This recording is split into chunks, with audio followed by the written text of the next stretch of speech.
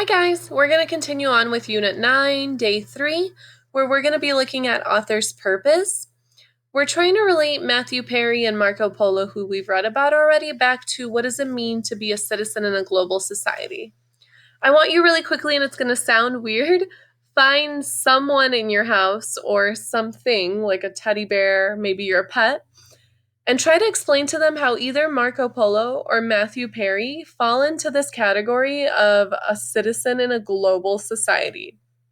What do they do that shows that they're global citizens, actually worried about or taking care of the entire global society, trying to impact it or better it? Go ahead and pause the video to do that.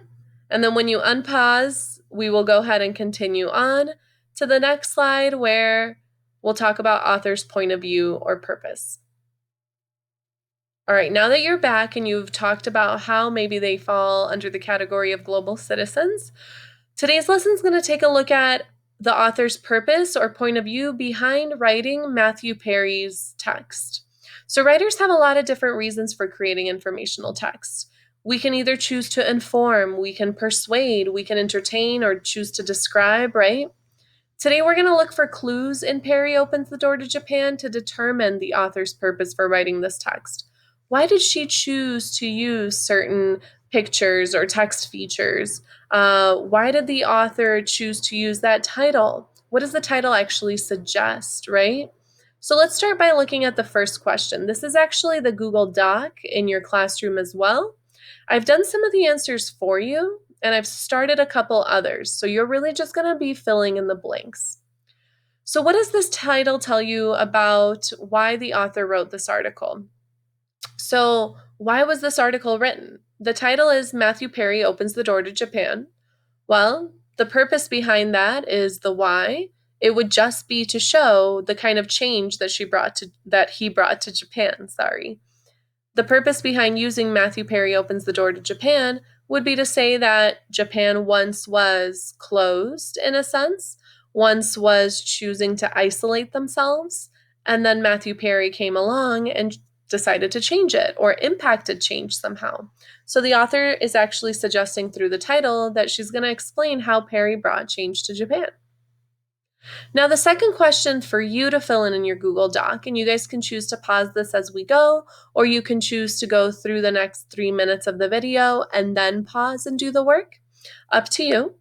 The second question is, did the author write mainly to inform, describe, persuade, or entertain? And why do you think so? So not only are you going to tell me the author chose to blank, but you're going to tell me why you think that. Why did the author do that? How do you know that?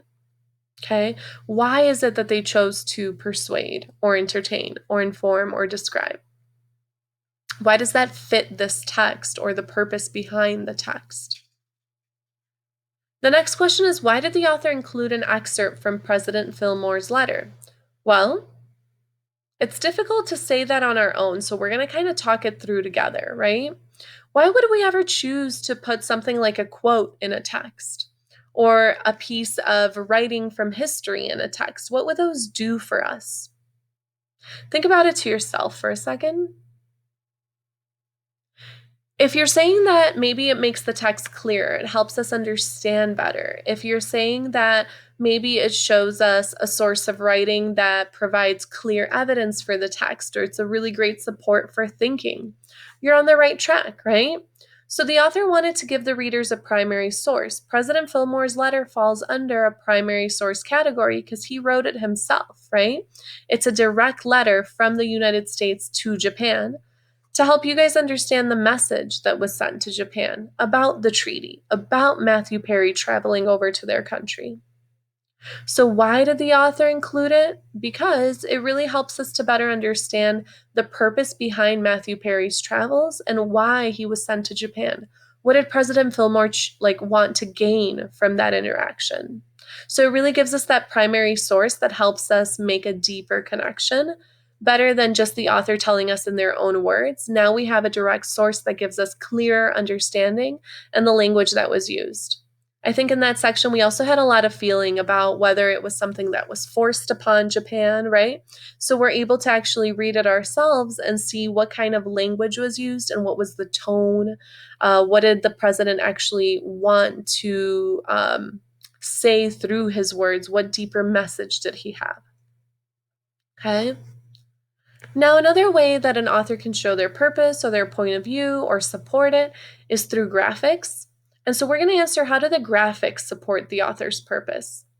I've chosen 3 graphics for you. One is the illustration and photograph on page 6, then the map on page 7, and then the photo on page 9. I'm going to do one of these for you to model, and then you're going to do on your Google Doc page 7 and page 9's graphics to tell me, how do they actually support the author's purpose? So if I look at the illustration and photo on page 6, I'm able to see that it's helping me visualize Perry's visit to Japan. I'm actually able to visualize that interaction, right? That travel, that journey. So it's helping me understand better kind of what Matthew Perry went through, right, on his journey to Japan or his visit there. Now you're going to fill in the blank for page 7 and 9 right now, and then move on to, did the author achieve her purpose, why or why not?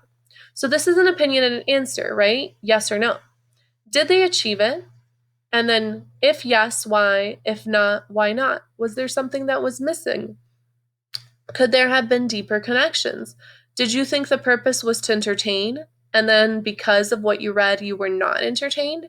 You really have to think about what you wrote up here in what was the author's purpose in order to be able to answer the bottom. And you really have to be specific, right? Think about what persuasive language is, and was that used in the text?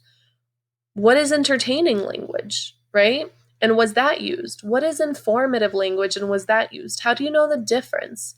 Because if you couldn't know the difference up here, you're going to struggle a little down here. Okay, so make sure that you are able to clearly describe your purpose up here that you said the author took, and then why or why not was it achieved. Should be about a 2 or 3 sentence answer. All right, so you'll see this in your Google Doc. I've already done the first, third, and part of the 4th question for you. You're going to go ahead and fill in the rest, and then submit it so that we know that you are done with the assignment. Make sure that you finish it by today, and let your teachers know if you have any questions. We're all sharing the same video, so feel free to talk to students from another class if you need help as well. All right, guys, have a good day. Miss you.